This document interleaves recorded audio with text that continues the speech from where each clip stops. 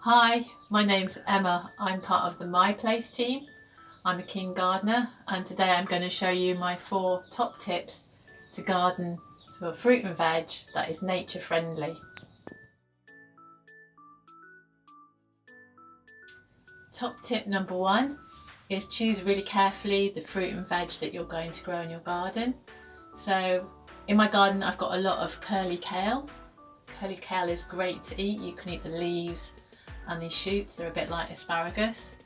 And what's also great is this time of year, if you leave it, it will go into flower and produce lovely yellow flowers that are fantastic for bees and pollinators. So I'm growing something that's tasty for me, but also helps the bees and the pollinators.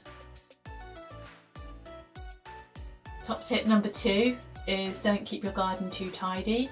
So here is an apple tree that's been growing for a few years in my garden. It's just coming into blossom and we'll have lovely tasty apples in the autumn. What's been happening over the last year or so is this ivy has been growing up it.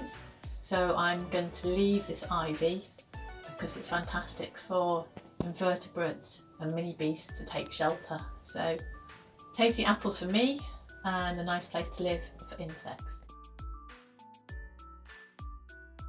My top tip number 3 is don't use pesticides or slug pellets. Slug pellets are particularly bad for birds if they've eaten slugs that have digested the slug pellets, so I don't use any sort of poisons or pesticides in my garden.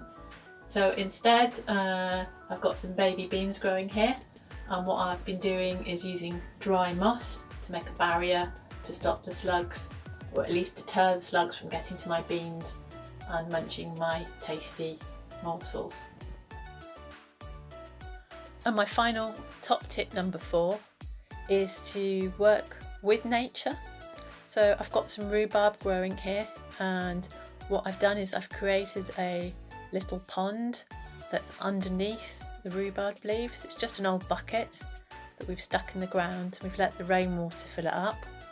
And then hopefully some frogs and some toads will move into this mini pond and it'll be a whole new little mini ecosystem.